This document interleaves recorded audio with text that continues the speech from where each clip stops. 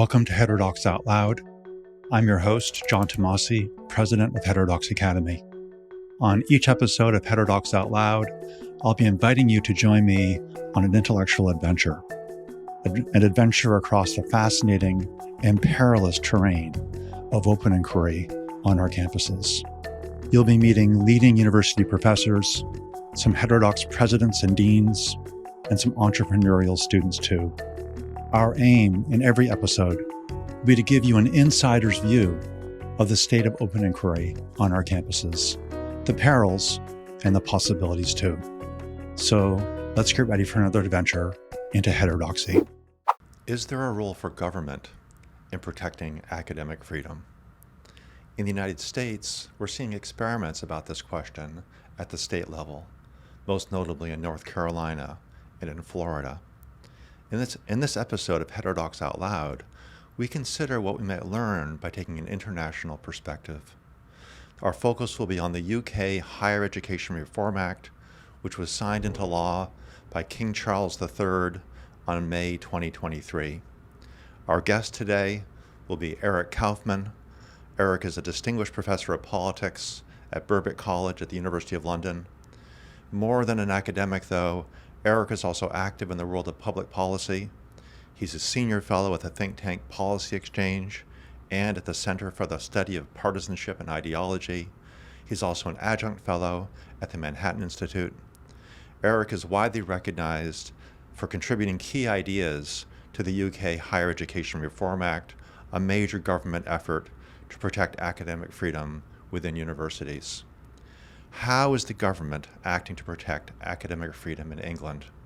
What might we learn from the English example? Let's find out. Eric Kaufmann, welcome to Heterodox Out Loud.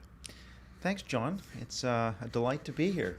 And so you came into the city, into New York. What'd you say just this week, a few days ago? Yeah, a few days ago. Yeah, and I've been fairly busy, but I really enjoyed the Heterodox Academy event last night, and here we are. Thank you. And just for our listeners, last night we had the opening of the Center for Academic Pluralism here at HXA, and Eric joined us among others. It was a really lovely evening. So let's get into our conversation. Sounds good. And we're going to be talking about university reform, of which you're obviously a leading expert. And I just want to start with something you wrote in a Wall Street Journal piece a couple of years ago. And I'll read your line. Quote, "Unless reforms come from outside the academy, universities will continue to be monocultures in which conservative ideas are not given a fair hearing." Close quote. Tell us more about that view. Yeah, I mean, that sort of came on the tail end of a sort of larger set of survey-based research that I did, and that was part of a CSPI report on academic freedom. And tell us what CSPI is. So that's the Center for the Study of Partisanship and Ideology. It's a small kind of California-based think tank, and it was sort of a 150-page report looking at trends in the U.S., UK, and Canada based on surveys of faculty and graduate students, and using various different methods, some of which had very complete sample sizes, some of which were more opt-in surveys, but they all sort of told the same story, which is that the level of self-censorship is very high, especially amongst those who are conservative. So it was in the range of 70% of academics in the United States who lean right said that they self-censored in at least some aspect of teaching, research, or discussion. 70% who lean right. Yeah. But that's a small percentage, isn't it? It's a small percentage, and this was mainly a social scientist survey, so it would be something on the order of 5%. In the UK, it would be pushing 10%, let's say. So it's a small minority, but it's just interesting that consistently that. But let me be sure. I'm sorry. Let me be sure I captured that point. So in the UK, there are substantial, maybe twice as many conservative people who identify as conservative, as we now say, as in the U.S. I'm not sure whether it's twice as large. I think it would be maybe 50% higher. Okay. Right. But there's a certain amount of noise in the data. We can't be 100% sure on that. Okay, thank you. I mean, there's not a huge difference between the US, UK, and Canada in these numbers. Right. Maybe slightly higher in Britain, yeah. Right.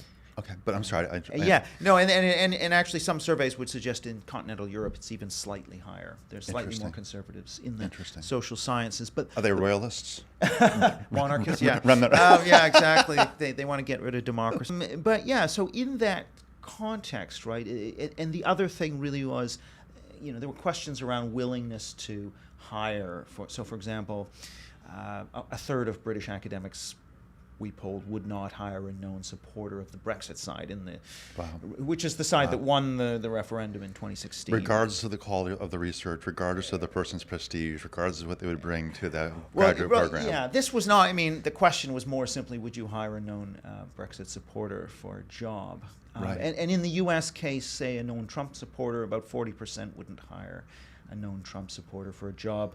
Interestingly, in Canada, that number's 45. So in Canada, the U.S. politics is all over the news in Canada, and 45% of Canadian academics wouldn't hire a known Trump supporter for a job. But it's still striking, because when they answer that question, no, I wouldn't, they're saying that that political consideration would override, in fact, all these professional obligations that they have, solemn obligations, perhaps legal obligations imposed on them by their university, to be arbiters of excellence in academic things. And yes. And they know that. The faculty positions are not theirs to give out. Right. They're entrusted by their universities, professors are, to make these decisions based on excellence. And yet they report in the quiet of a survey, right. I would abandon all that if the person supported Donald Trump. Right. Now, I hear you. I should qualify this as saying there was a sort of technique I used there called a list experiment. So in the straight up question, it was maybe 27, roughly, in the U.S. case, about 27% who openly said they wouldn't hire.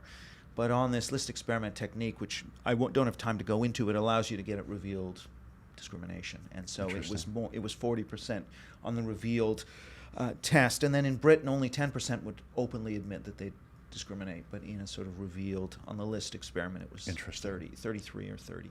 So yeah, I think that there is, some people are sheepish about it, but they would essentially discriminate. Now there have been a whole series of other papers that have been done. Jonathan Haidt, of course, has done work on this as well, in terms of not being willing to accept a right-leaning paper, promotion application. That's right. So since 2012, we've had a number of studies. So the bottom line then is, how do you then get at that kind of a culture, right, that is leading to viewpoint discrimination, leading to chilling effects and self-censorship.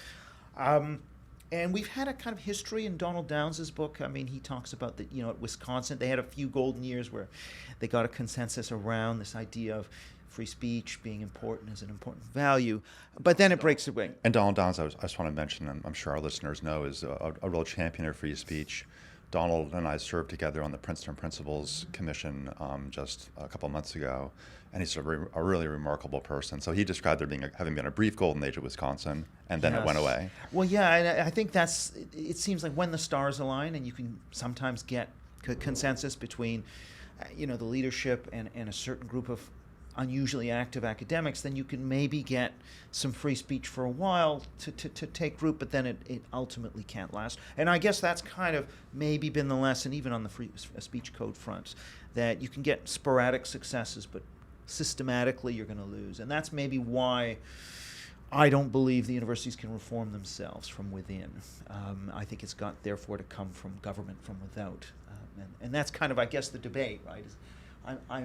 I think it's very important to have, AFA and Heterodox Academy, the Academic Freedom Alliance, pushing, for reform, trying to persuade. You need persuasion, because ultimately you can get the best legislation in the world, but if you lose the culture, then it's not going to matter anyway. So you need both. But let me separate a couple different things.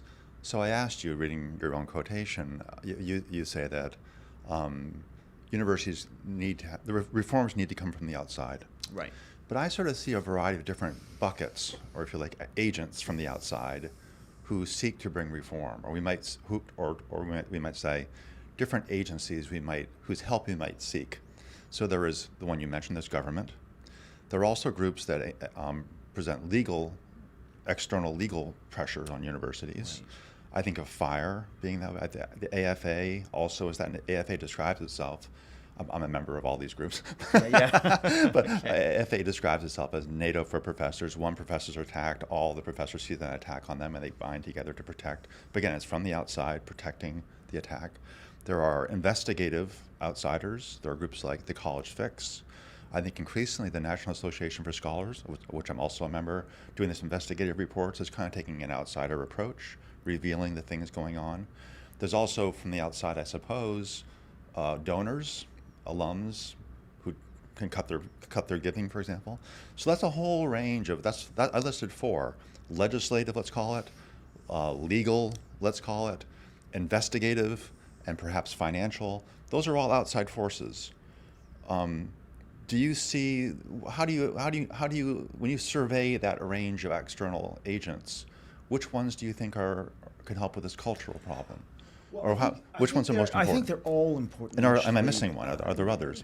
Oh, well, there are others in other countries, like Free Speech Union in Britain is doing a fantastic job. It's not just dealing with academics, but it deals with a lot of academics under pressure. Tell us more about that. Well, it was set up a number of years ago by Toby Young. They provide legal advice on how to crowdfund for legal cases.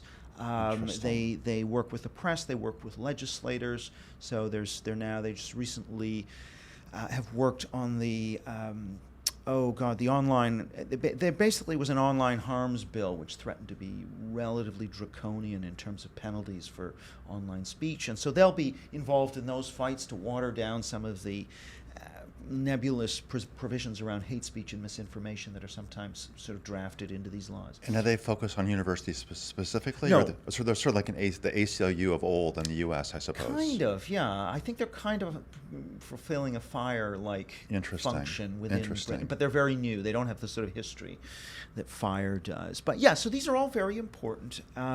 You might say, well, why do you need government if you've got good backup and people know about that? And I agree that Free Speech Union and FIRE and Heterodox Academy, they're all absolutely critical, and more academics know about them. But, and there's always a but, right? There is this phrase, the process is the punishment, which means that... The process is the punishment. Yeah, and that means that even if ultimately you get off the hook, the uncertainty, you might be suspended, that you don't know what's going to happen for sure. It's very unsettling psychologically. Now, I do think FIRE and FSU make a huge difference psychologically, so they are also making a big difference. But you can make the argument, I think, that because of the cost involved, the time involved in going the legal route, that in a way, if we want to deal with the chilling effects, we need something more proactive than just a reactive, oh, I got sued, I'm going to contact FIRE or FSU. I just think that if you have something like in the UK case where there's a dedicated office to protecting and promoting freedom of speech, then it's a real-time process where universities can't try it on, because they can play a whack-a-mole game where they sort of throw get you investigated, haul you through a bunch of tribunals, and then back off. And that sets an example, and it chills other behavior. So part of the reason I don't think it's sufficient just to have the legal remedies is, or sort of union-style defense reactive mechanisms, is that it doesn't actually address proactively this issue of the process being the punishment. Good. So I want to talk about the UK situation, which is just fascinating, but let's hold that off for a couple more minutes. Still just thinking about the groups, the approaches I just mentioned. I think of HXA as playing a different role than the groups I mentioned. I think HXA is perhaps uniquely positioned to play an insider role. But we'll save that till a little bit later too. Still, again, thinking about outside agents coming in. There was I think John Ellis, who is an emeritus professor of German literature at UC Santa Cruz, and I think the California chapter president of the National Association of Scholars. Anyway, he's a person whose work I find really interesting. He's kind of like the skeptical. I'll gently call him the skeptical conservative. Right. He's actually he's a little more prickly than skeptical. But John Ellis writes that. I'll paraphrase. He says that the university cannot be saved. Period. because the problem is with personnel, or at least it can't be saved in any foreseeable timeline without a dramatic change of personnel. What do you make of that idea that, we mentioned before that the percentages of professors who see the world from a set of, say, let's call them conservative premises, as opposed to the people who see the world from a set of, let's call them progressive premises, is minuscule. So the personnel differential is huge, and John Ellis does a really nice job of, among other people, sketching that out. So he thinks the problem is personnel. If the problem is personnel, how can an external agent affect that? Or is the problem not personnel? I think he's right. I mean, Ellis's book, The Breakdown of Higher Education, is a fantastic book, and I actually think there's a lot of truth in what he says. Now, I've learned so much from him. Yeah. What I think is that, you've got two processes. One is institutional punishment, top-down institutional sanctions. The other thing you have is this peer-to-peer, what we might call a horizontal peer pressure, ostracism, and so on, which extends to, not publishing you, not promoting you, and so on. Both of these mechanisms are going on. I think that something like the Higher Education Freedom Bill in Britain can address that more vertical punishment-based system, where it can prevent your university from censoring you, from punishing you, and that's very important. I think the University of Chicago style trifecta, I think Dorian Abbott calls it, where you also have the Calvin report, which I think is important and isn't part of the UK legislation, which I think it should have been. For our listeners, the Calvin report is the classic statement of institutional neutrality. The idea that the university, as the report says, is the home and sponsor of critics, but is not itself the critic. That means universities should refrain from making statements on behalf of the faculty, and rather allow the individual faculty members to speak. And the trifecta is the Chicago principles, the free speech principles, the Calvin report, which I just mentioned, and the Schulz report, which is a remarkable document about the idea of merit. So, but yes. Please, go on. So this is all very important, and that goes beyond the UK legislation, because it includes those last two, which I think are important. And I think really institutional neutrality should extend down to anyone with an official administrative position, down to department heads. Good. Now, as academics, absolutely they can say whatever opinions they want, but if they are going to speak in an official capacity, I don't think they should be putting forth opinions on any political matter. And the Calvin report, again, yes. The Calvin report is very clear that, in fact, it's not only the university as a whole, but it's also the subunits which should not speak. The proper unit of critic is the individual faculty member, the individual mind. So anyway, but I think just as you said, I think that would go a certain distance towards cutting back on the hostile environment that conservative. Let's say if we take right of center academics in Britain, Canada, and the U.S., about 7 in 10 would say their departments are hostile climates for their beliefs, right? As opposed to only about 22% or something of those on the left. So it's this hostile climate effect for people's political beliefs that is also shaping the conditions within the institutions. But why is Ellis right? I think because even if you were to address these problems with institutional punishment and even institutions taking positions on political issues, you can't really deal with the peer pressure stuff, the social ostracism, and even to some extent the political discrimination in terms of networks and publishing and promotion and all that stuff. And unfortunately, you look at the FIRE student surveys. I did a little chart using the 2022 data, and if you plot the proportion of liberal and conservative in the student body along the sort of horizontal axis, and then you look at the proportions saying that they self-censor in discussions on the vertical axis, what you see is that essentially conservative students in any kind of left-leaning environment are self-censoring, generally at 40 points more than those on the left, except when you get to the small handful of conservative-dominated student bodies, like Hillsdale is off the charts. And at Hillsdale, the left-leaning students are self-censoring at not quite, but almost the rate of conservative students in, let's say, liberal arts colleges. And so I think that sort of tells you a lot. And also some other surveys have said, to students, what are you afraid of in terms of not expressing yourself? Your peers, social media or your professors, and most of these surveys tend to find that it's the peers that they're more afraid of than their professors or than the university. So I would say that even the best legislation, the best policies, the University of Chicago policies, will only get you maybe 30-40% of the way, or perhaps even less, and that if it's down to peer pressure effects and ostracism, then that is a compositional effect. Now, we could imagine a situation in which the character of progressivism changes to become more liberal and tolerant again, in which case this problem would be addressed. And that is perhaps the longer-running battle that maybe Heterodox Academy and others are trying to fight, is to sort of liberalize progressivism. Yeah, I think that's right about HXA. Let me ask you a more general question about this. And again, I'm still thinking about this personnel. The problem is with personnel claim from John Ellis and many others, of course. So in the United States, in the context of the U.S., there's a classic statement of the ideal of academic self-governance. It comes from the 1915 declaration by the AAUP, the American Association of University Professors, of which John Dewey, as we always intone, was one of the founding members, which gives it a certain cachet in many quarters, not all, but in many quarters.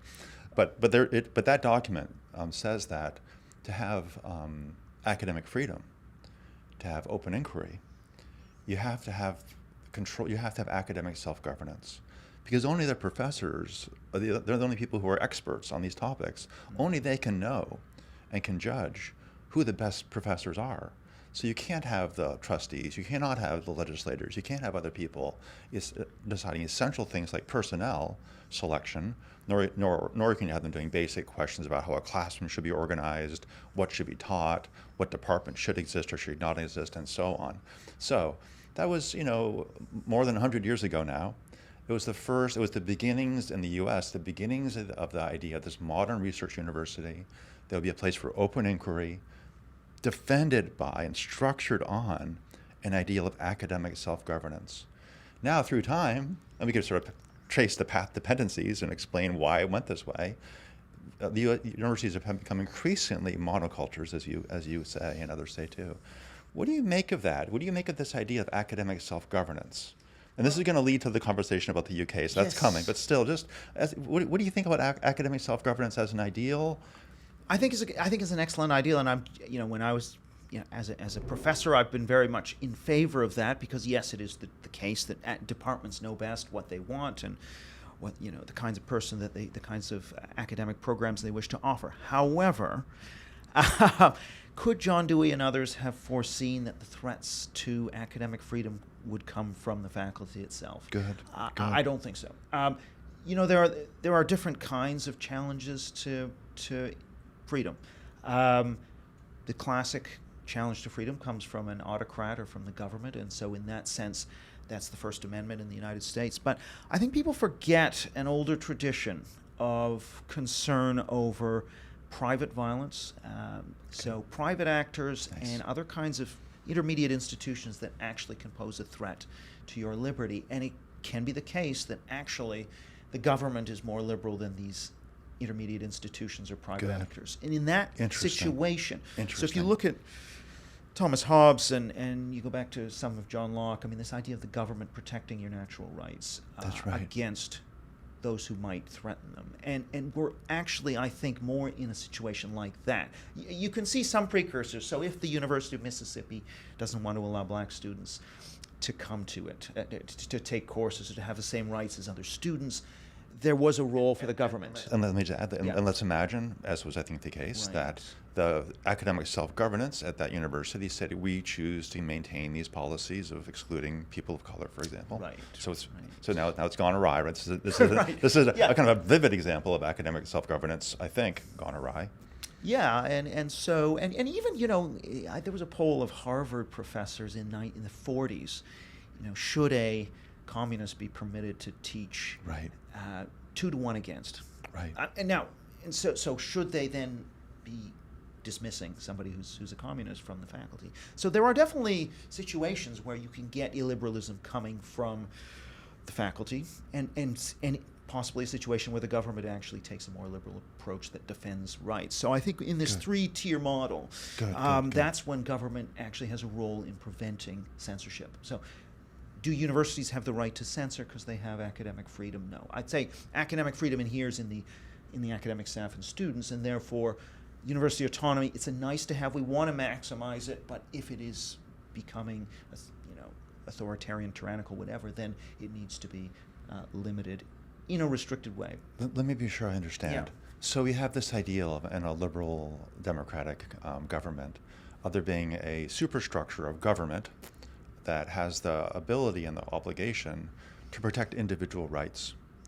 And then in between that governmental structure and those individuals with rights that need to be defended by that government, in some cases, we have intermediate institutions, for example, universities. And these institutions have various functions and they play their roles in different ways, but the universities have this interesting claim of special sovereignty because of this idea of academic self-governance being the key, the way to protect academic freedom. So now let me see what you're saying here. If the government has a role to protect individual rights, but we think there's going to be some space for academic sovereignty, self-governance, wouldn't it be a very limited range of cases and instances at which the government should intervene on the institution to protect those rights? They can't be getting in there, I don't think. Maybe it will tell me what you think. If someone's killing someone, of course the government needs to get involved. If someone's maybe violating a First Amendment right, what we at the U.S. call the First Amendment, right, yeah. or maybe due process rights are being violated. People brought in front of kangaroo courts and this, terrible things that have happened in so many universities. But that's still a pretty limited range of things in which the government should be involved.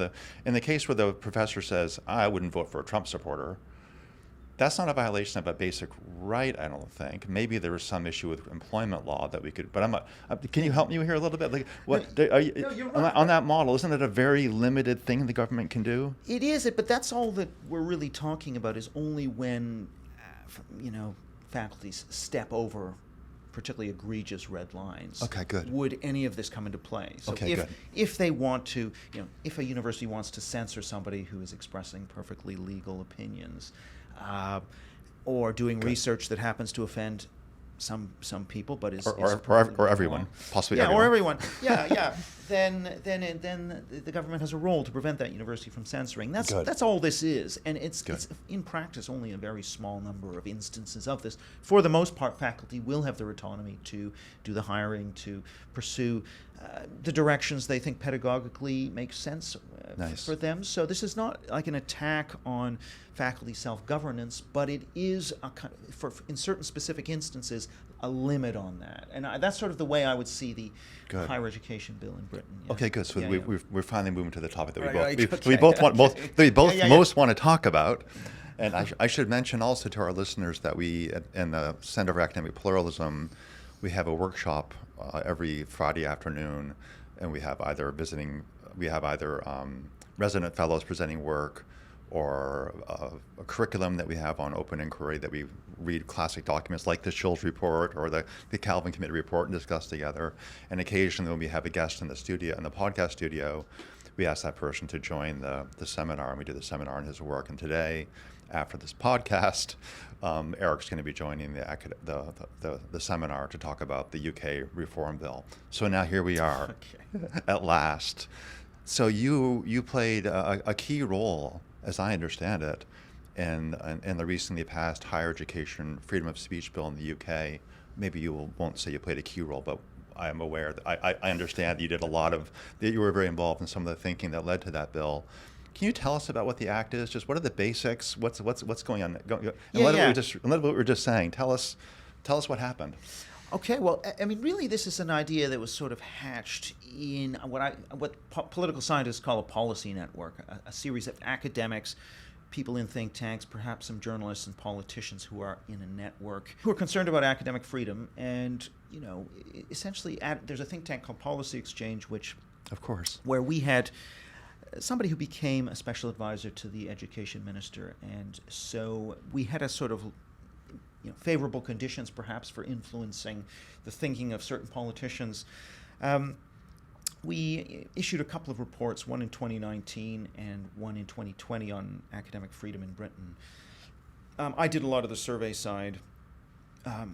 Other colleagues, Tom Simpson at Oxford, for example, did more on the legal, philosophical. And what that did was it just brought a bit of attention to the lay of the land as regards self-censorship and political discrimination and whatnot, and what the problem was, and then perhaps some suggested legal remedies, and then through a bit of back and forth with special advisors and with the government, eventually we got a commitment to put it on the Conservative Manifesto 2019, which was key, because once it's on the manifesto, they have to address it. It's amazing. They can't just let it drop. It's fascinating. This is what can happen is, even though they'll say yes, yes, yes, it can get subsumed under, Sure. other priorities rise above. And so it took a long time. I mean, it took, I guess it was 3 years, 4 years for this legislation to get across the line with amendments. It was voted through entirely on party lines. That's right. Yeah, and so I watched that. which tends to be, it can sometimes be the case on these issues, because the universities and academics are strong constituencies in particularly Labour Party, in Labour Party activism, and so strong opposition from the Labour Party on all of these on the bill. And by the way, it's interesting, isn't it, that this bill would be passed along party lines? Yeah. Because you would think that, at least we like to imagine here in the U.S., that most people think that shouting people down or using violence against a speaker is beyond the pale, and it's only the fringe who think that. But it's interesting and maybe worrying. Maybe there's other reasons. Maybe they're strictly political reasons for signaling. But it's interesting that in the UK, that bill would be passed along party lines only. Were there were some people crossing over, presumably? No, there were none. It was strictly party lines. It was very party line. I wasn't aware of that. And because... I'm sorry, when was that vote, roughly? I'm trying to think when the actual... God, was it 2020 maybe? That the actual vote took? May have been 2021. But the bill was signed in just this spring, I think May or something. Right, because it then had to go... You have a law that's passed in the House of Commons. There's a first reading. There's multiple readings, and then it goes into the House of Lords, which is the upper chamber for scrutiny, and you have multiple readings, and you go back and forth. And so this whole process is a very much, there are amendments that are tabled.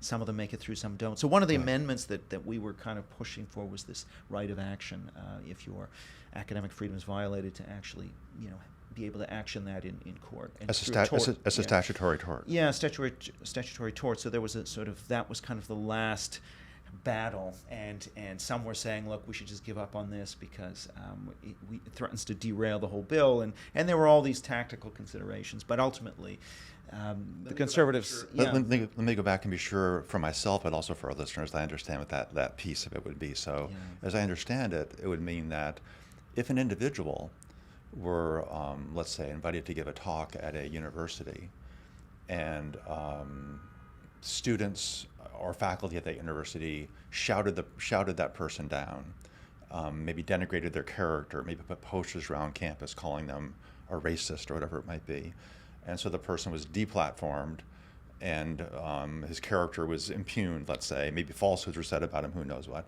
that person would have a legal recourse to sue, had standing to sue the university. Is that what it would be? Yeah, that's right. And it might have also to do with you suffer a detriment for things that you say, so you don't get research funds, you don't get... even that.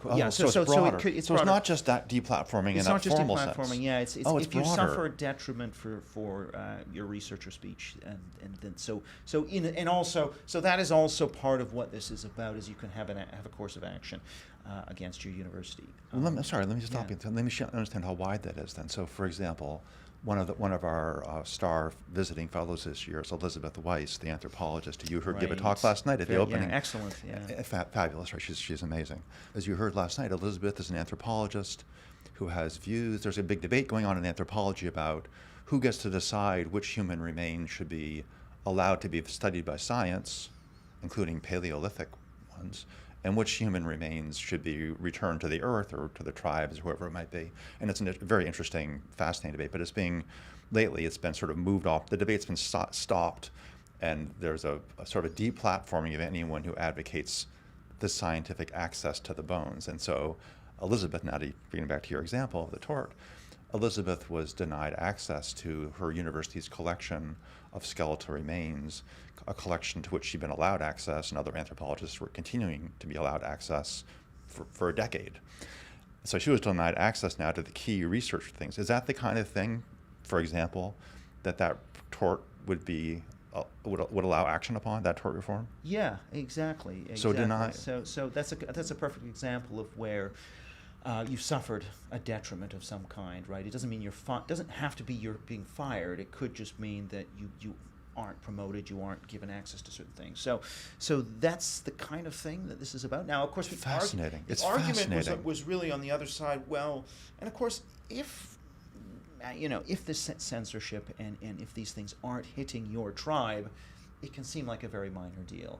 And I think that is really the sort of sentiment. It was like, well, there's very few of these incidents, and therefore it's a tempest in a teapot, and it's a moral panic, and all this is sort of the way it's talked about.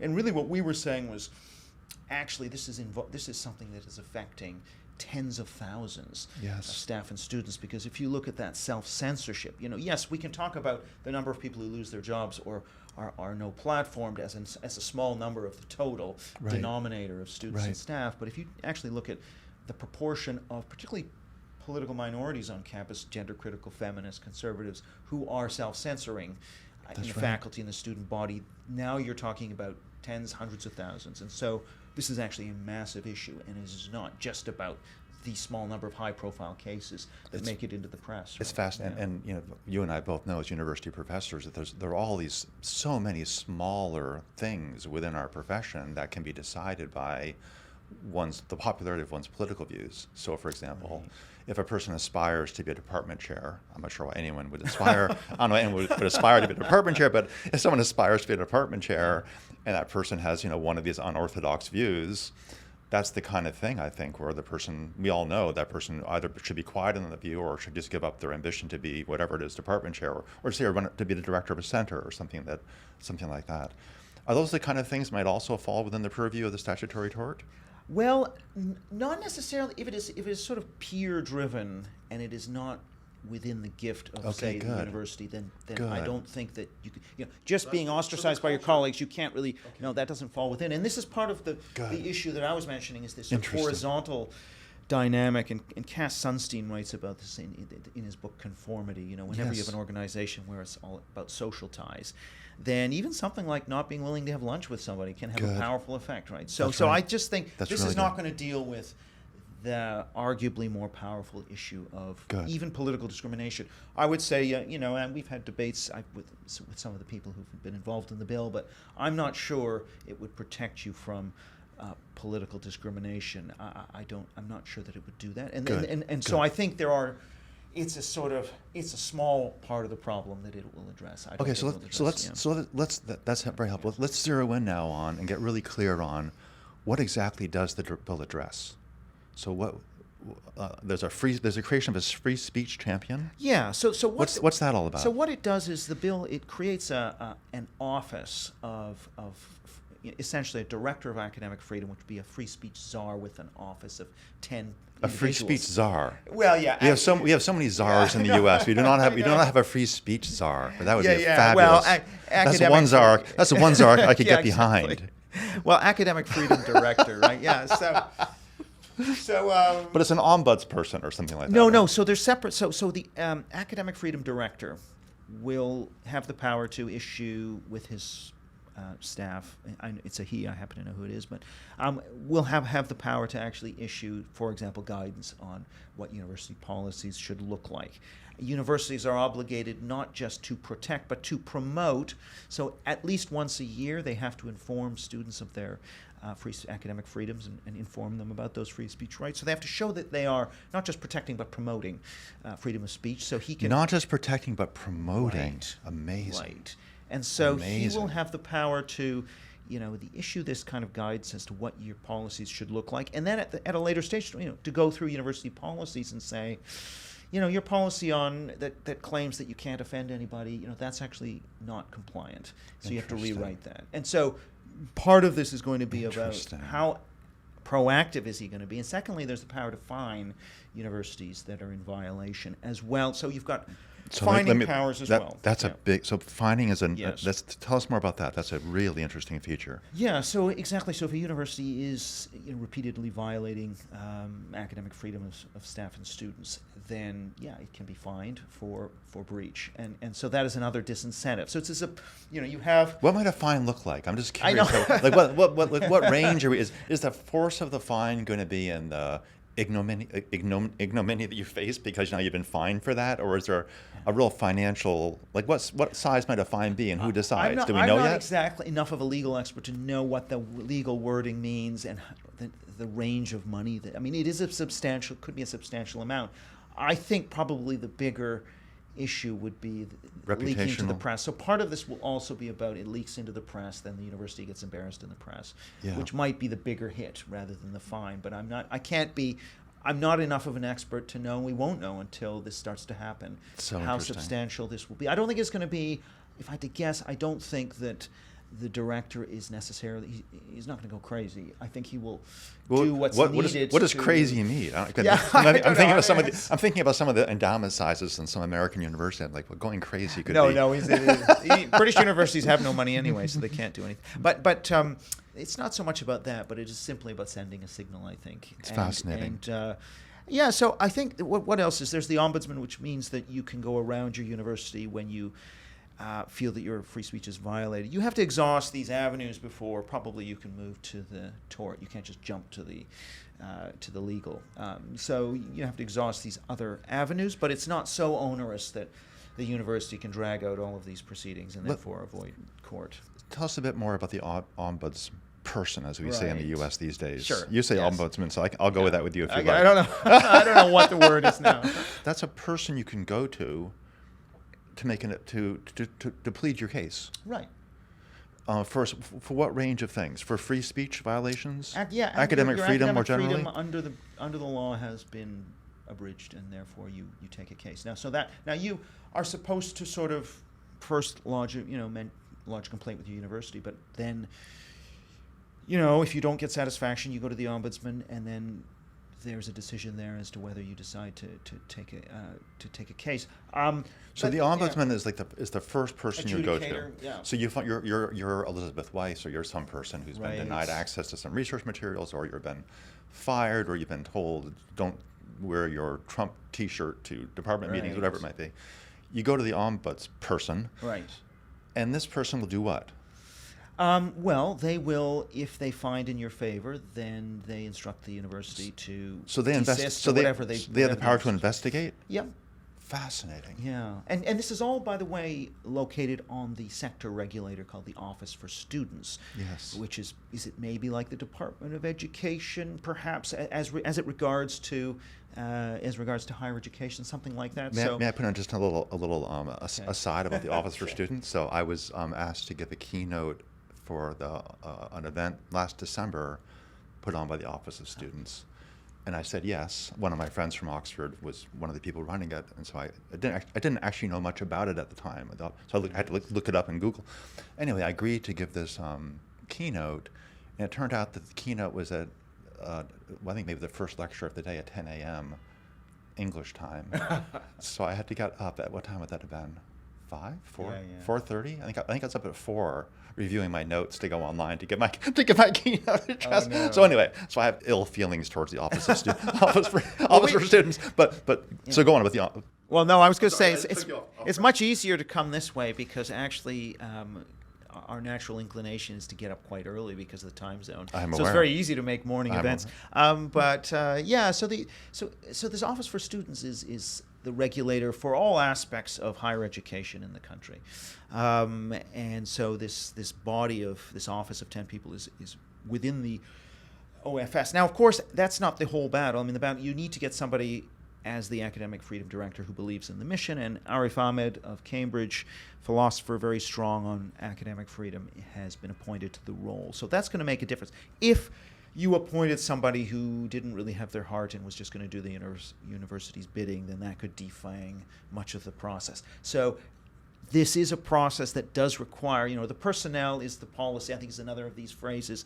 Sure. You do have to get the right people in to these positions to actually make them function effectively. But it's going to be interesting to watch how he carries out his duties.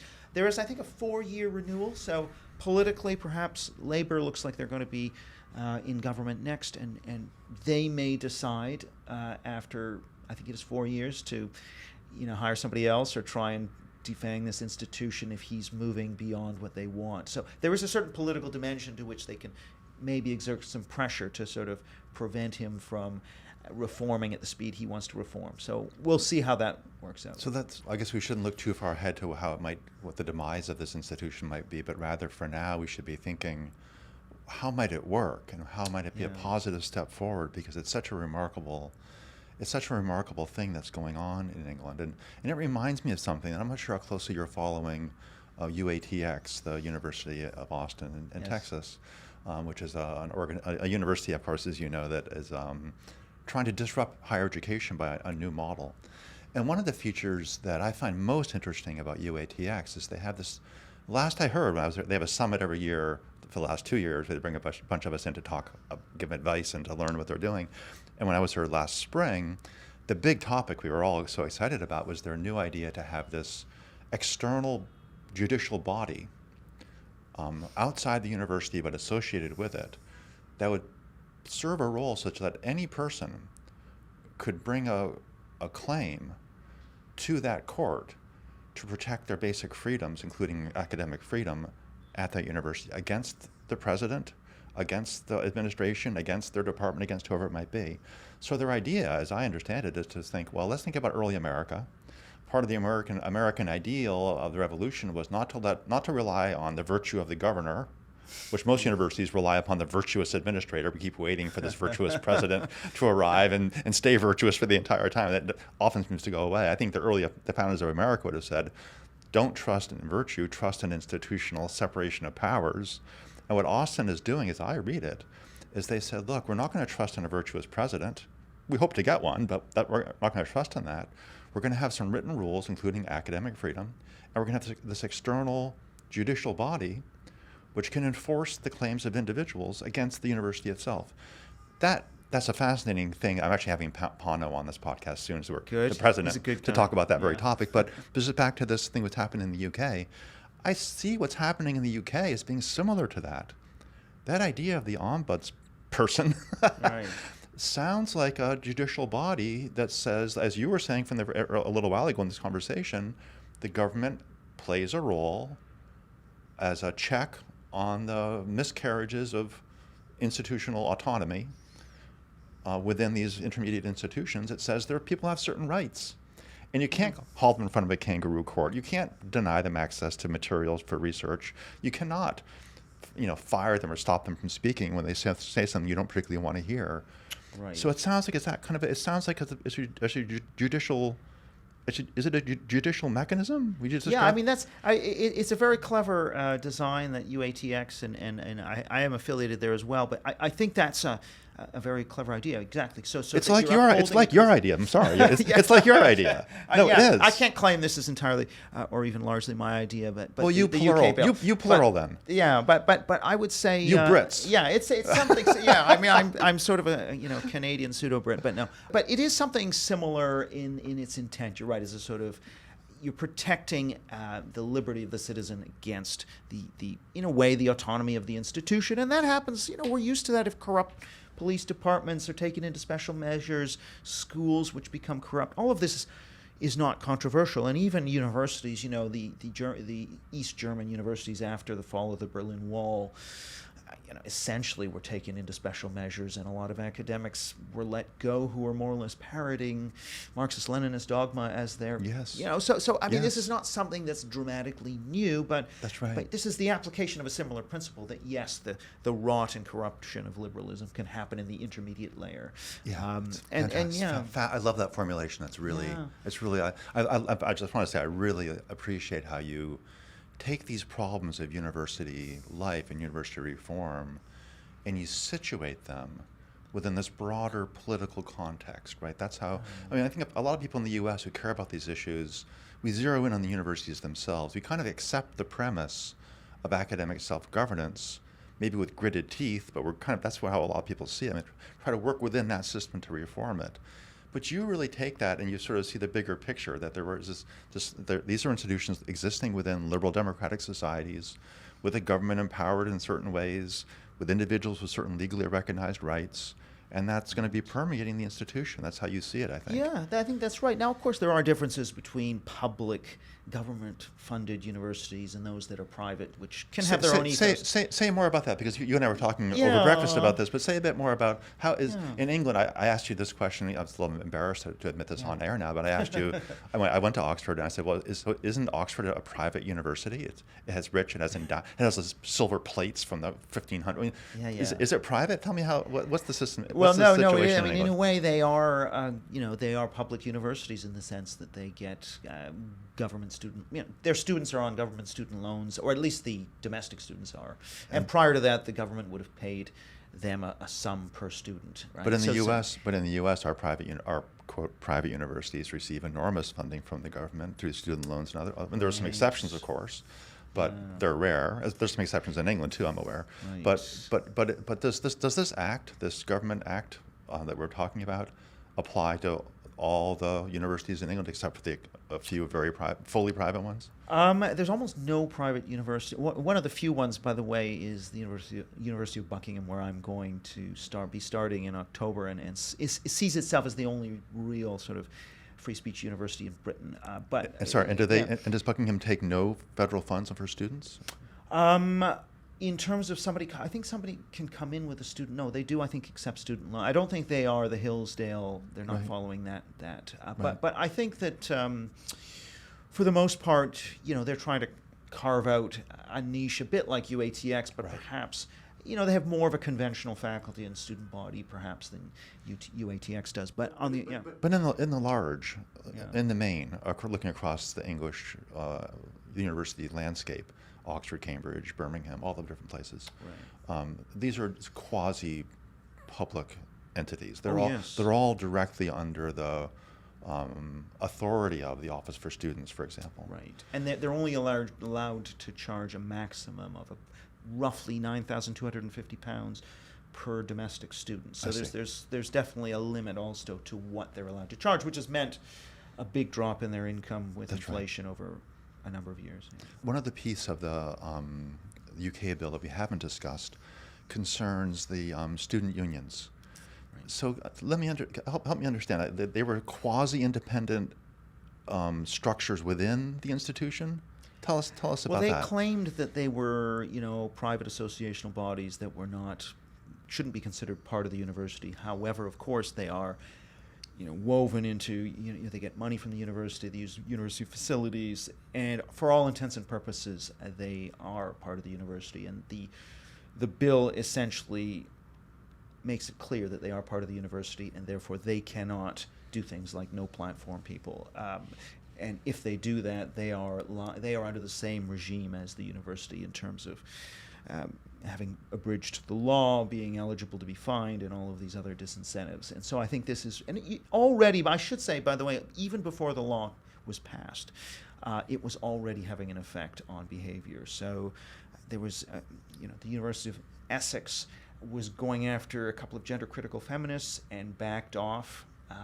Now, that was partly the media, but the media in combination with the new legislation and the interpretation of the law got them to back off. The University of Oxford recently was going to no platform Kathleen Stock. Yes, of course. And they backed off as well. Infamously. Well, the university essentially told this organization to essentially not deplatform. And that was because of the law. So already that's having an impact. It's fascinating, isn't it? Yeah.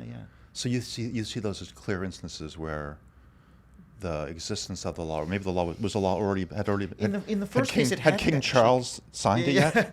No, it hadn't. But it was coming. In the Essex case, it wasn't. In the Oxford case, I believe it had already gone across the line. It's fascinating. But yeah, it's fascinating. But none of the the director hadn't been appointed. Right. No guidance had been issued yet. But still, the spirit of the law was enough, I think, to sort of discipline that Oxford sort of body that they couldn't simply. It's fascinating, and as you know, part of the reason we're so interested in what you're doing in the UK in this way is because there have been a number of states, North Carolina and Florida, who have been trying similar kinds of things. One way to think of it is that there's such disillusionment with a contemporary university. You and I both know the Gallup polls showing the crash of confidence in universities. It was low 20 years ago, but it's abysmally low now across the political spectrum, though even more on the political right. But we one way to read what's happening in places like Florida and in North Carolina is that people are now denying the premise of that 1915 report that I mentioned a little while ago. They're saying, look, to protect academic freedom, you cannot respect academic self-governance. At least you can't respect it too completely. Instead, you need to have academic freedom. You need to have some exogenous shock, some external agent coming in and making that change. And so that's why we're so interested to hear you talk about your experience in England. Yeah, and I think that's right, and I think I would agree with that. Now, of course, the thrust of legislation is a little bit different in the two countries in the sense that you could say the British law is very much about cancel culture and progressive, not just progressive, but generally illiberalism. Yes. In the U.S. case, a lot of the debates kind of come out of what I would say a concern over critical race theory or another aspect of what I would call progressive deculturation or attempt to attack certain groups. It might be white people, it might be the United States or whatever. Issues of sex and gender are very much part of this in the U.S. too, for example. Sex and gender. In the Florida case. Yeah, but so the legislation is about, maybe say banning the teaching of certain materials. And that's of course got a different thrust from this idea of banning censorship. Now, where there is a certain overlap is over this idea of freedom of conscience. So banning, for example, diversity statements is an attack on illiberalism. It's an attempt to check progressive illiberalism in universities. So in that sense, it's similar in thrust to the UK bill, and would be some sort of. Although I would say the UK bill did not. No one had even thought of that, and they probably should have thought of that. But diversity statements as a sort of form of compelled speech and violation of freedom of conscience. But of course, on the critical race theory and critical gender theory side, of course, you can see where that actually probably is. You can argue the case. I think that's a threat to academic freedom if you're saying you cannot teach certain subjects, and so that I think is now actually classic. Government against individual violation of academic freedom, and I don't think that's probably going to pass muster in the courts. But there is a debate, and I think this is where, even though I just disagree in some ways with Chris Rufo, but this question about what government is obligated to fund. Yes, so good. I don't think that they should be banning anything, but I do think there is a question of, are they obligated to fund something like teaching a course from a critical race theory perspective? I don't believe they are obligated to do so, and I think so maybe the way this goes is towards, okay, we're not going to ban this, but we're going to defund specific content because that's simply not something that we think is something that voters want to support. And by the way, it kind of violates people's right to equal treatment, and therefore, and I think that's maybe where this is going to head in the U.S. case. But it's worth saying that there's mutual lines of influence. So I was talking to a government, a member of parliament in Britain who was quite interested in what some of the U.S. legislation is doing in terms of setting up these centers of nonconformity, classical liberal centers, and saying that actually, because nothing like that exists in the higher education landscape in Britain, even off campus. Right. And so I think those ideas could come to influence British thinking the next time the Conservatives really have a majority in government. It's fascinating if you think about in the case of, for example, Florida. I'll just generalize, and I won't use Florida as a specific example, but we sort of see this drive towards academic freedom, a concern for imbalance, a concern that we're not really educating students. We're something like indoctrinating them. If everyone has the same political views and certain things are being taught, if people think that there's an ideology being taught at universities rather than universities being places that liberate students to think in new ways, make them more sophisticated, allow them to become self-directing individuals, free citizens rather than cogs in someone else's political machine. And yet, that drive for academic freedom can lead to banning certain kinds of content. You put it because the legislators felt that those things they didn't want to fund. They would not want to fund those kind of teachings. But that again goes right back to the academic self-governance point. There was some insight, I think, in that 1915 document, which has lots of flaws, but the idea that there's some special space, something special about the university space.